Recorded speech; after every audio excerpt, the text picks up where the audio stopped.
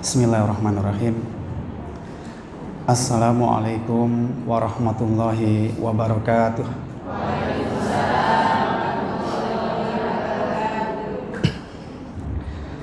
Alhamdulillahirabbil alamin wassalatu wassalamu ala nabiyyina Muhammadin wa ala alihi wa ashabihi ajmain. Alhamdulillah, pada kesempatan sore hari ini saya diberikan hadiah yang luar biasa. Allah paring hadiah yang luar biasa kepada saya. Karena apa? Tadi selama perjalanan saya ke sini tuh enggak habis-habisnya saya itu berpikir, Bu. Apa saya pernah berbuat salah apa? Apa saya pernah berbuat dosa apa? Sampai-sampai Allah menghukum saya harus duduk di depan panjenengan seperti ini sore ini. Kadang saya berpikir begitu loh. Saya itu hanya biasanya ngudang pasien. Biasanya orang-orang ke tempat saya itu untuk nangani katarak, untuk operasi glaukoma, untuk nangani minus, silinder. Nah sekarang kok saya harus menghadapi Abah Saiful, harus menghadapi Hajah Teti, dan juga seluruh pengurus FKK Kabupaten, khususnya Kecamatan Tarik, dan seluruh TPK-TPK yang ada. Kadang saya mikir, apa dosa yang membuat saya harus duduk di hadapan sini? Karena perasaan ini masih ada sampai sekarang. Apa saya dianggap terlalu lancang begitu? Karena saya merasa kurang pantas untuk bisa ngomong bab parenting di depan panjenengan semuanya yang sampun puluhan tahun nangani anak-anak TPK. Apalagi Abah Saiful di kabupaten tentu memiliki pengalaman yang jauh lebih banyak. Cuman mungkin sedikit mawon keleresan Gurunda Ustadz Abdul Rauf, Ustadz Abu Jibrin dan semuanya itu, dan juga Ketua Yayasan Ustadz Zuhri ini mengamanahkan kami di sini selaku kepala pendidikan. Nah mungkin sedikit pengalaman yang ada di sini itu macam-macam karena semua guru-guru kita mengamanahkan, Mas, nyuwun tolong nanti kalau ada anak-anaknya kaum muslimin yang ingin belajar di Al-Um, mboten usah diparingi tes, baik tes akademis maupun tes kemampuan bayar orang tuanya. Pun sinten mawon yang ingin mengenal sunnah, ingin belajar agama yang baik, dan ingin dibentuk karakternya menjadi karakter yang unggul, silahkan masuk. Nah dengan kebijakan seperti itu awalnya bagus, namun seiring waktu yang masuk ke sini itu nggak semua berangkat dari keluarga yang baik. Ada yang broken home, ada yang orang tuanya nggak bisa ngasuh dengan baik, sehingga di sini sekarang itu seperti gado-gado, Pak. Jadi di sini kayak gado-gado. Wonten anak seusia SD itu yang kepingin lompat, pingin bunuh diri. Wonten yang ngapunten terindikasi LGBT. Wonten yang tiap hari ndak sampai ada rapot akhlaknya. Kalau enggak gigit temannya, ngutil pensil temannya, nendang temannya. Nah, itu yang kita tangani sampai tuntas sehingga mereka kembali kepada fitrahnya anak-anak yang baik. Nah, mungkin pengalaman sedikit itu yang nanti akan saya ceritakan ke panjenengan semua. Juga di klinik recovery mental yang kami punya itu tiap hari kalau rumiyin, itu yang dominan pinarak ketika saya tutup praktek optometri saya, itu yang pinarak banyak kasus yang nggak bisa dapat jodoh karena kena sihir sang mantan katanya gitu.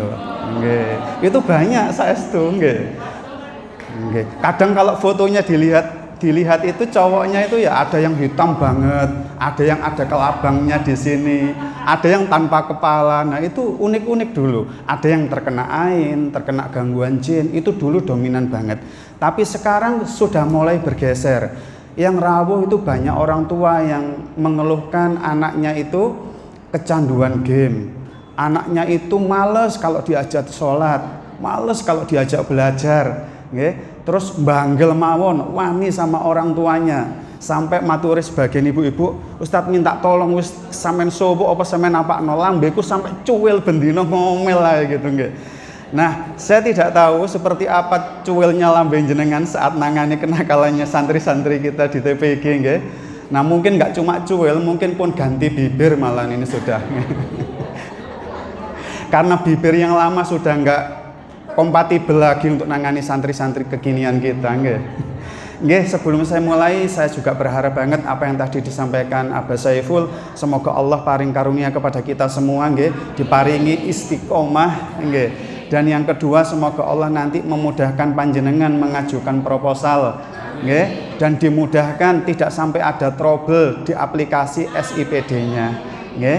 Nah, sekarang giliran saya izinkan anak yang kemarin sore ini sedikit berbagi ke panjenengan semua. Moga-moga nanti ada sedikit oleh-oleh yang panjenengan sakit astokundur terkait bagaimana nangani santri-santri kita yang makin ke sini itu makin tidak masuk akal kenakalannya, nggih. Nggak kayak panjenengan rumiyin ketika diajar Abah Saiful, beliau matur, "Nak, dibaca, nggih dibaca. Nak, jangan rame, langsung diem." Nah, sekarang sudah tidak bisa dilakukan pendekatan seperti itu.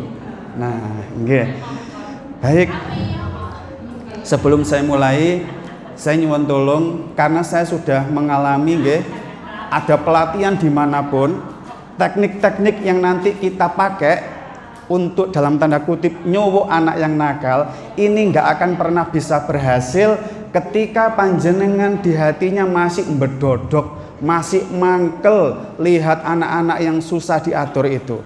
Apalagi disertai orang tuanya mboten kooperatif, nggih, mboten saged diajak kerjasama pun mangkele double-double.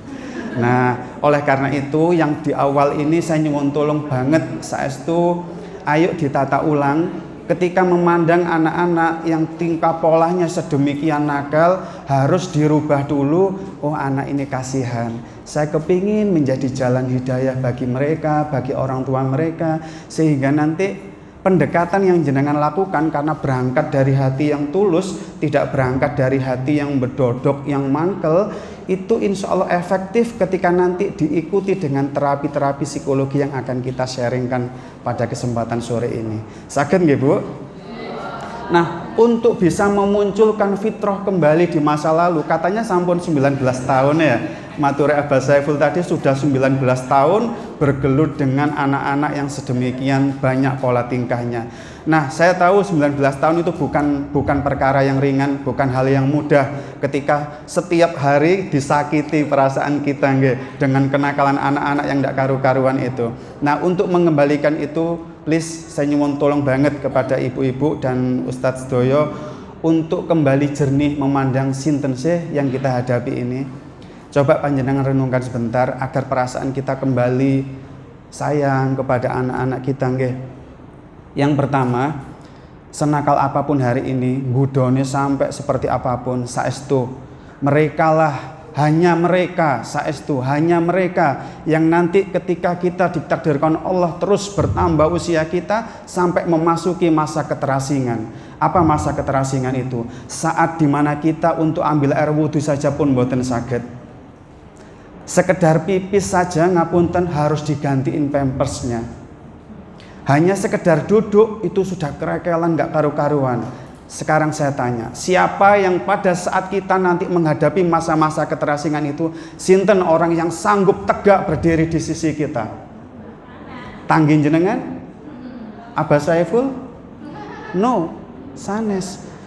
Yang nanti tegak, sabar, ikhlas mendampingin jenengan, nyawiin jenengan, ganti pempes jenengan, yang jombrot semuanya.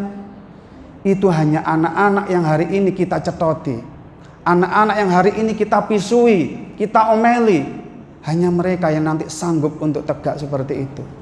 Jenengan tidak kepingin ketika nanti mereka saatnya tiba nanti mereka kembali ke kandang, meninggalkan kerjaannya, meninggalkan semua hiruk pikuknya dunia karena umi dan abinya sudah masa keterasingan rapuh seperti itu.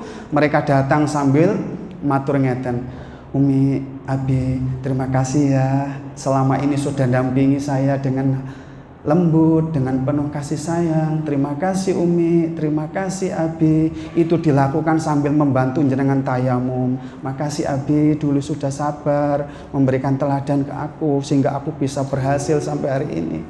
Nah, bayangkan, visikan seperti itu sehingga ketika kita mendapati anak-anak kita nakal, rasa mangkel itu nggak sampai menutupi rasa cinta, rasa sayang kita.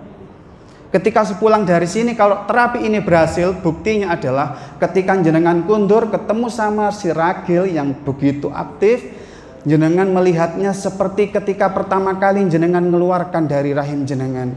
Ya Allah, inilah anak yang dulu hadirnya saya memiliki ekspektasi, harapan yang besar. Nggih, hari ini nakal. Yes, ayo sama-sama kita rangkul, kita ulurkan tangan kita untuk bangkit. Tapi jangan hilangkan ekspektasi besar. Anak itulah yang dulu lahir dipenuhi harapan. Nah, kalau gede berkiprah nggih ke tengah umat kita, tetap harapan itu harus dimunculkan. Jangan luluh, jangan hancur oleh kenakalan anak-anak kita. Nah, ketika nanti Allah takdirkan kita kembali kepada Allah melalui alam barzah, pada saat itu sebagian kita, naudzubillah, tersiksa dengan terhimpit kubur, rusuk kanan, rusuk kiri bersatu hancur. Yang kata Rasulullah, teriakan kita saat itu seandainya jin dan manusia mendengarnya akan pingsan. Saking menyakitkannya. Yang diceritakan malaikat akan memukul dengan gada-gada besarnya tanpa disertai rasa belas kasihan. Nah, ketika kita dihabisi seperti itu di azab kubur nanti, sinten yang bisa berdoa, Allahumma firli nggih dunubi wali walidayya warhamhuma kama rabbayani shaghira. Sinten sing saged berdoa seperti itu? Lagi-lagi adalah santri yang hari ini kita setoti, yang sampai pupunya merah-merah biru-biru, yang hari ini kita pisui, kita laknat-laknat. Hanya mereka yang nanti sanggup istiqomah untuk mendoakan panjenengan semua. Dan pada akhirnya ketika Allah menghadiahkan surga kepada panjenengan semua, satu-satunya yang bisa ikhlas memakaikan mahkota kemuliaan itu hanya anak-anak kita. Bukan kiai kita, bukan guru kita, bukan ustadz-ustadzah kita, tapi anak kita yang hari ini bikin mangkel hati kita, bikin bedok-dok hati kita. Hanya mereka nanti ada saatnya Allah sapa lembut hatinya dengan hidayah, akhirnya mereka bertobat istiqomah di atas kebenaran. Nah, anak-anak seperti itulah yang nanti akan memakaikan mahkota kemuliaan kepada kita semua. Nah, kalau jenengan fitrahnya sudah kembali seperti itu pun, ayo kita belajar. Itu nanti maknyus, ilmunya masuk, jenengan pulang punya tenaga baru, powerful. Anak-anak ini ternyata lah anak-anak yang nantinya menjadi aset kebahagiaanku ketika masa keterasingan, aset ketika aku disiksa di alam kubur, dan aset ketika nanti aku masuk surga. Nah, pun sakit ngerasakan ya betapa pentingnya anak-anak yang solih itu. Nah, aset itu tidak akan berbuah seperti itu kalau jenengan masih melakukan pendekatan-pendekatan yang bikin mereka trauma, yang membuat mereka lari dari panjenengan semuanya.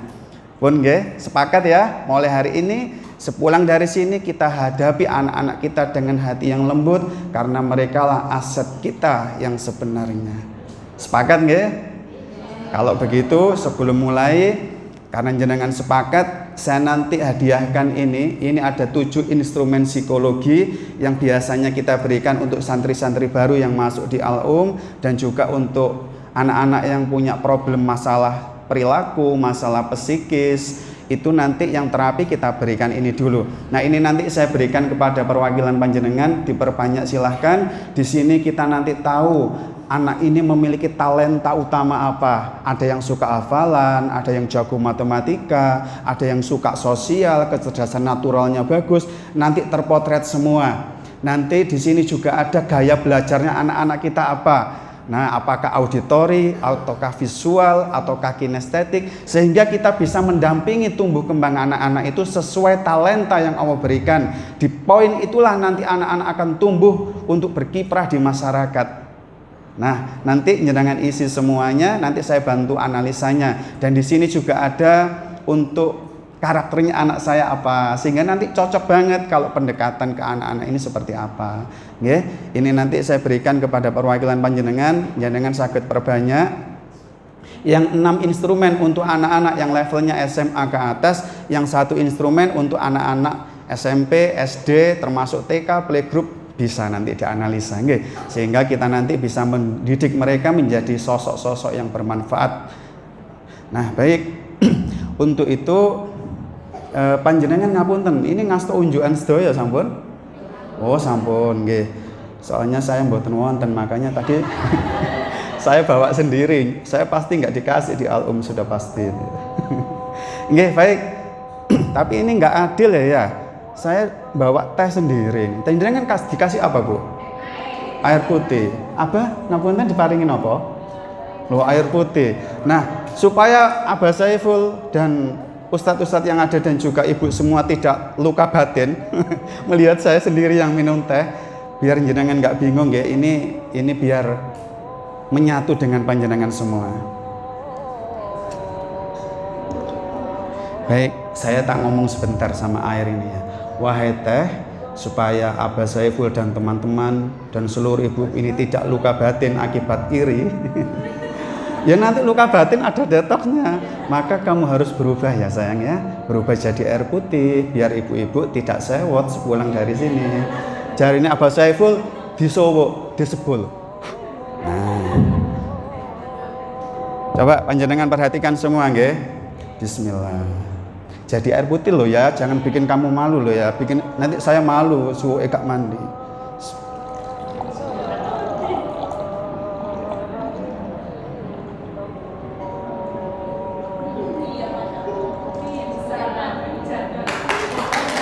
Loh, kok tepuk tangan toh, Bu? Iya. Pun, enggak usah sewot loh ya, sudah adil sekarang. Sudah air putih dua-duanya nggih. Pun, draw. Enggak usah luka batin nanti ya. Pun, sama kita sekarang ya. Nah, okay. Pun, baik. Nah, sekarang ada anak-anak di sini nggih, alhamdulillah. Nanti saya minta gantian nggih, Ananda, Mas sama Adek nggih, gantian nemeni saya di sini ya untuk praktek gimana sih nangani anak-anak yang nakal ya. Nanti kasih Ustadz hadiah nanti ya. Nah, nanti duduk sini ya. Nanti saya diparingi, oh enggak ada panitianya sudah. Nggih, baik. Nanti saya diparingi kursi ya sebagian untuk duduknya Ananda ini.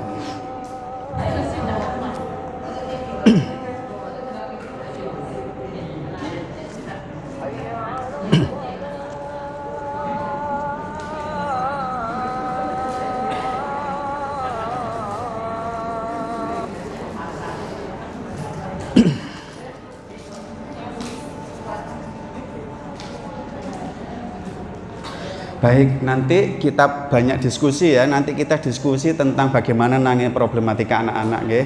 Tapi jangan ditanyakan bagaimana nyoboknya tadi loh ya. Ini rahasia. Iya, ini sebenarnya salah satu teknik quantum teaching ya. Bagaimana kita memulai sebuah pembelajaran yang akan membuat reticular activating system yang ada di batang otak anak-anak itu off. Kalau sudah off, pelajaran apapun yang jenengan berikan itu langsung masuk diterima ya. Jadi saya tidak sedang main sihir tadi. Ini teknik pembelajaran kekinian namanya quantum teaching. Salah satu sesinya membuat anak otaknya alfa, reticular activating systemnya terbuka sehingga pembelajaran kita lebih asik, sehingga mereka lebih bisa menerima materi pelajarannya. Nggih, makanya tidak perlu tanya ayat apa yang dibaca tadi Ustadz kok bisa jadi putih begitu. Nggih, baik. Ini mohon dipilih ya. Nanti saya tidak tahu ini sampai jam berapa. Nggih. Ini saya rangkumkan beberapa pengalaman memberikan pelatihan-pelatihan tentang kenakalan remaja. Nggih. Ini yang banyak terjadi di TPK jenengan yang mana? Jenengan pilih. Kalau nanti bisa dikupas semua, alhamdulillah. Tapi saya nggak tahu jamnya sampai jam berapa. Pilih yang paling banyak terjadi. Saya merangkumkan ada 5 keadaan nggih. Yang pertama, santri ini nuwakal, suka usil, suka bikin temannya nangis, suka mbuli. Tingkahnya puakeh, nek nduk TPK teriak-teriak enggak karu-karuan. Itu kenakalan pertama. Kenakalan yang kedua, ada santri itu yang bikin lambe jenengan gopil. Gopil artinya apa? Setiap dituturi, kalau diomongi itu masuk telinga kanan, keluar telinga kiri. Gak pernah direken omongannya ustadzah, omongannya ustadz itu. Itu kenakalan yang kedua. Yang ketiga, santri ini mau males belajar, males baca, males deres, males nambah hafalan, males murojaah. Nah ini yang ketiga. Yang keempat, santri ini ngapunten ya, lewemut pol. Terus kemudian dingin, nek bahasanya ibu-ibu ngapunten sangat frigid, dingin kayak beku gitu perasaannya sudah. Terus acuh, pokoknya cuek begitu loh. Dan minderan. Nah, ini permasalahan yang keempat. Permasalahan kelima yang dominan juga adalah santrinya itu gampang banget ikut-ikutan rame secara berjamaah. Enak-enak deres dituturi gitu ya. Koncone wah mau elok ikut-ikutan ke sana rame-rame berjamaah begitu ya. Sehingga pun capek rasanya begitu. Nah, 5 ini sore ini kita ngonceki sing pundi? Sedanten. Jenengan kula lho gak diparingi air putih.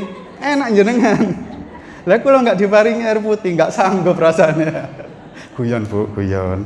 Nggih, kalau nanti memungkinkan kita akan onceki semuanya nggih. Nah, terakhir saya ingin tanya, panjenengan ingin sesi awal ini sama sesi 2 nanti terpisah. Artinya ngeten, pertama kita memahami psikologi anak. Kenapa sih mereka kok sampai nakalnya seperti 5 poin tadi? Sesi kedua, teknik langsung menangani terapinya seperti apa? Nah, jenengan ingin dipisah 2 sesi ini atau setiap kali kita memahami kenakalan anak langsung terapinya? Langsung nggih? Oh. Sedeng lali. Oh nggih. Saya Pak maklum Bu, jenengan semua itu mengidolakan Imam Syafi'i. Beliau itu cerdas banget, dengarkan A, inget A itu 10 tahun tasih inget. Lah jenengan saya lihat yang turunan kula cuma bawa catatan ya 1, 2. Yang lain langsung oh ya. Oh masuk. Ini titisannya Mbak Syafi'i sedanten nggih, Bang nggih. Oh. Nah, ini. Nah, ini kenakalan yang kedua. Ibu diselesaikan di sini nanti. Masuk kanan, keluar kiri. Iya, nggih, insyaallah nggih. Kita break sholat nopo lanjut ini? Pripun? Abah ngapunten, pripun, Pak? Dalam? Oh, Abah Saiful kepingin kita break sholat sebentar biar nanti mboten terjeda. Nggih, jenengan karena semuanya titisannya Mbak Syafi'i, dadi nek terjeda nanti gak enak gitu nggih. Pun sholat riyen, monggo nanti dipimpin Abah Saiful insyaallah.